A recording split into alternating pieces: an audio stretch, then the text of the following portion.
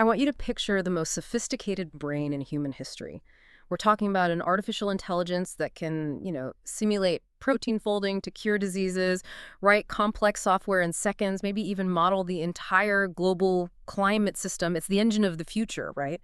But this brain has an existential problem. It is starving. It's the bottleneck. It's the one that nobody in Silicon Valley really likes to talk about, but they are all absolutely terrified of it. Exactly. And we aren't talking about a lack of data or a shortage of high-end chips. We are talking about electricity, reliable 24/7 base load power, and not just a little bit. I mean, we are talking about gigawatts. The AI revolution is hitting a physical wall, and that wall is the power grid. And that is the whole premise of our deep dive today. We've gone through a stack of investment theses, technical white papers, and some really breaking news from just last month, early 2026. And we are looking at a company that claims it can punch a hole right through that energy wall. Oklo. Oklo, right. And if you've been following them, you might think of them as that sort of cool science project in the nuclear space. You know the vibe. Sleek designs, big promises, futuristic renderings, but maybe a bit far from reality. That was the narrative for a long, long time. But the stuff we're looking at today, specifically regarding a massive partnership announcement from January 2026, suggests that the narrative has completely shifted.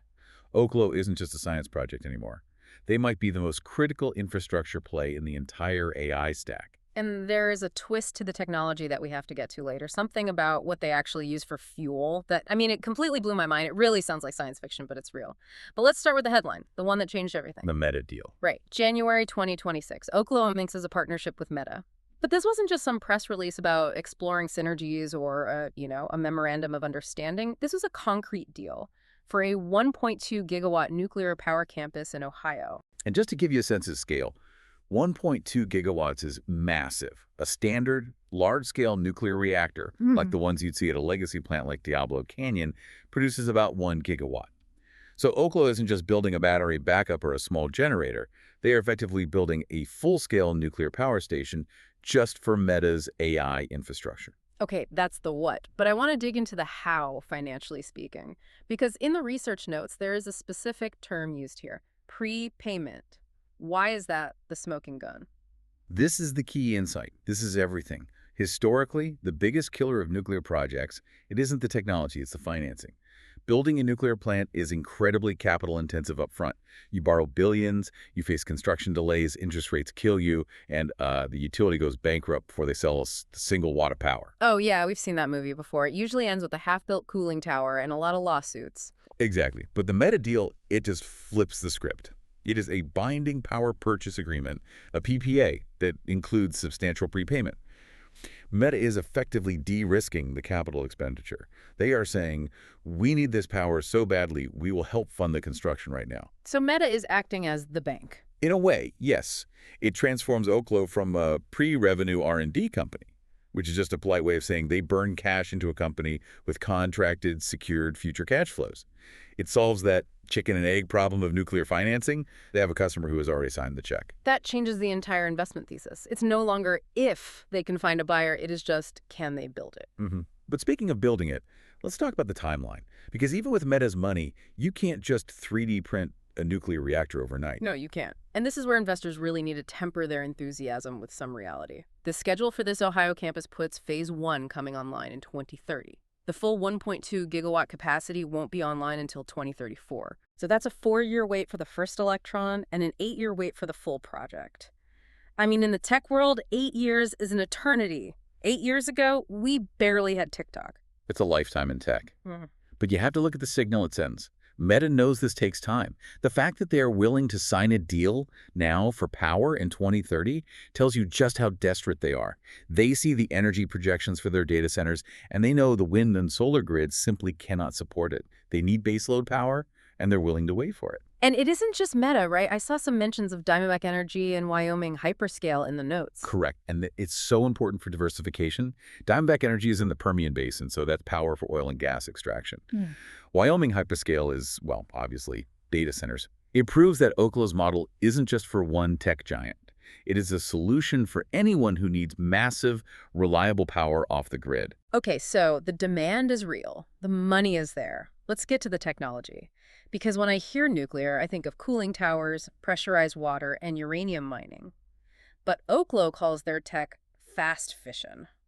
What does that actually mean? This is the technical differentiation that really matters.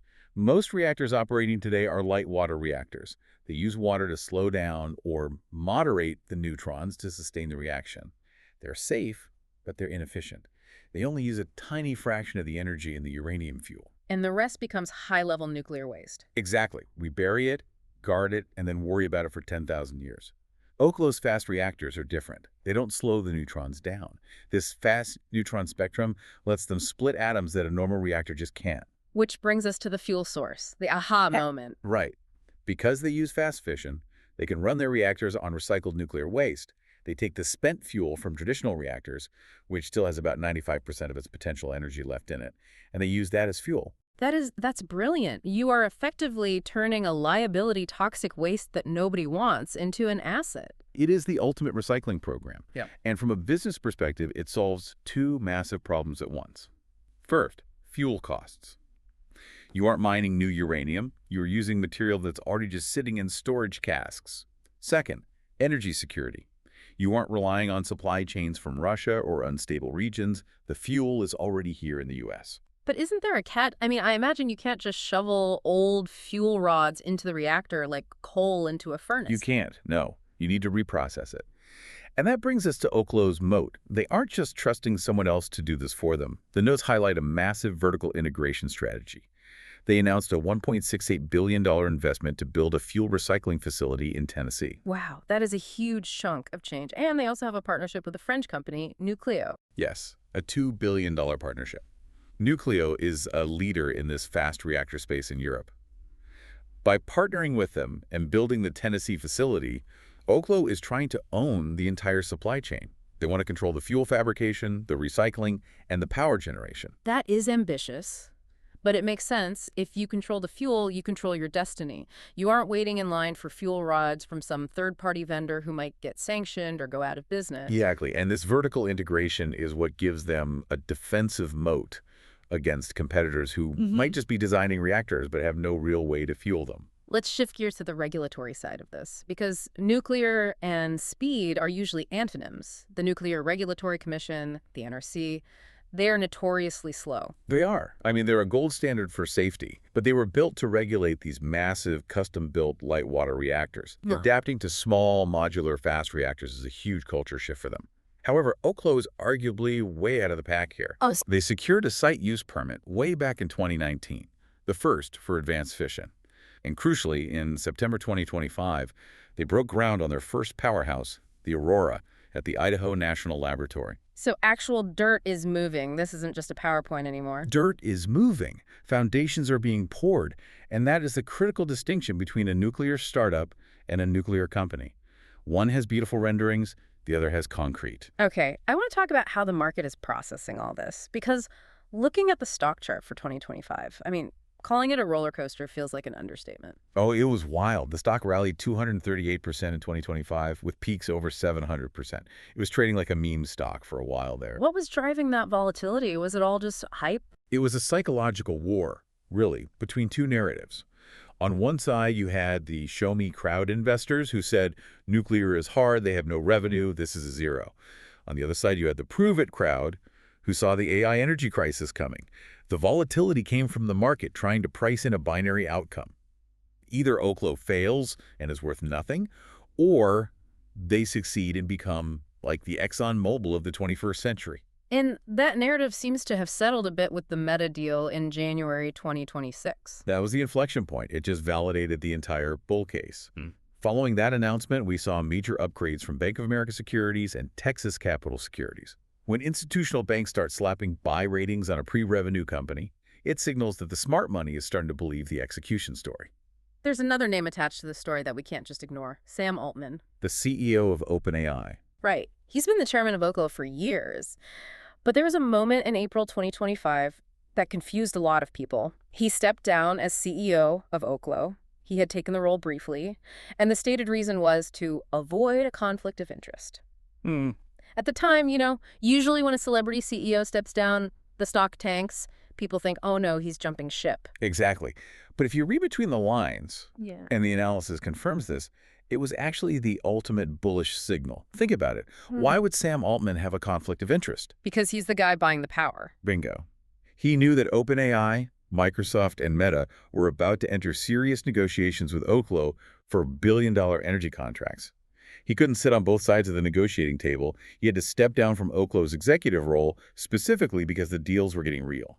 That is such a classic corporate governance signal that retail investors often miss. He wasn't leaving because he lost faith. He was clearing the way for the check to clear. Precisely. It confirmed that the demand from big tech wasn't just theoretical, it was in the contract drafting phase. Okay, we have painted a pretty rosy picture here. Massive demand, cool tech, rich partners, smart money. But I need to play the skeptic for a second. We are talking about a company with a $12 billion market cap that doesn't sell any electricity yet. That is the bear case, and it is a significant one. You are buying a promise. You are buying a plan. And looking at that timeline again, 2030, that's 4 years away. 2034 is 8 years away. In the construction world, especially nuclear, timeline slippage is practically a law of physics. Things always take longer than you think they will. It is the #1 risk. If that Idaho project, which is supposed to prove the concept in 2027, gets delayed by a year, the Meta project gets delayed. Yeah. If the NRC decides they need more data on the fuel recycling facility in Tennessee, well, that's another delay. And every single delay just burns cash. And right now, the stock is priced for perfection. It is. At $12 billion, the market is assuming they execute flawlessly. If they hit a regulatory snag or if construction costs spiral, which happens all the time in nuclear, that stock price could get cut in half overnight. You have to be comfortable with that kind of risk. So the Idaho National Laboratory deployment in 2027, that's really the canary in the coal mine, isn't it? It is the binary event. If they turn the Aurora reactor on in 2027 and it works, stable power, safe operations, then the path to 2030 is clear. If they stumble in Idaho, the entire thesis is in jeopardy. It feels like a high-wire act. I mean, they have a safety net now with the Meta money, but they still have to walk across the canyon. That is the perfect analogy. The Meta deal bought them the safety net. It means they won't go bankrupt tomorrow, but it doesn't guarantee they make it to the other side. So bringing it all together, we have looked at the pivot to business reality, the technology moat, the volatility, the risks. If you had to put a score on Oklo right now, where does it land for you? Given the de-risking from the Meta prepayment and the fact that they're actually, moving dirt in Idaho, I'm giving this a bullish score of 8.5 out of 10. An 8.5, that is incredibly high for a pre-revenue company. It is aggressive. But the thesis is this. Oklo is a leveraged bet on execution in a market with basically infinite demand. The financial bottleneck is solved. The customer demand is solved. It is now purely an operations challenge. If they can build what they say they can build, they become the essential utility for the AI age. But this isn't a trade for someone who needs to pay rent next month. Absolutely not. Yeah. If you are day trading this, you are just gambling on volatility. This is a multi-year hold. You are looking at a 2 to 5 year horizon. You're buying now to wait for the 2027 Idaho launch and the 2030 Meta revenue recognition. You have to be willing to just sit on your hands and ignore the daily noise. Are there any milestones we can watch in the short term, just so we aren't totally flying blind until 2027? Yes. Mark July 4, 2026 on your calendar. The Department of Energy has set a major milestone goal for that date regarding their advanced nuclear fuel program, specifically the HALEU fuel availability. If Oklo and the DOE hit that, it de-risks the fuel supply significantly. And I assume we should watch the Idaho site. Watch the construction updates. Every quarter, they release updates on the Aurora build. Every time they pour concrete or install a major component, it's a validation point. Yeah. Boring is good. Construction progress is good. Concrete is king. I love it. It really is. So let's zoom out as we wrap up. We started this talking about a starving brain AI's insatiable need for power. And Oklo seems to be positioning itself not just as a power company, but as a partner to that intelligence. They're sitting right at the intersection of the two biggest trends of our time, the AI revolution and the energy transition. For the last 20 years, we focused on digital infrastructure, cloud, fiber, silicon. The next 20 years will be about physical infrastructure. You cannot have the digital world without the physical power to run it. It forces you to rethink what tech infrastructure really means. It isn't just servers anymore. It's uranium, turbines, and recycling facilities. And electrons. At the end of the day, superintelligence is just processed electrons. Which leaves us with a pretty provocative question to chew on. We know AI demand is projected to go exponential. We know solar and wind are fantastic, but they are intermittent. The Yeah. sun sets, the wind dies down. Batteries are great, but they can't bridge a gigawatt scale gap for days on end. Physics doesn't care about our preferences. It cares about baseload. Exactly. So here's the question for you. If AI truly scales the way Silicon Valley thinks it will, is there any other energy source that can actually keep up? Or is advanced nuclear energy, specifically this new wave of waste recycling, fast fission, not just an option, but the inevitable biological partner to superintelligence? That is the question that will define the next decade of the global economy. And we will be watching Oklo to see if they are the ones to answer it. Thanks for listening. Stay curious, and we will see you on the next one.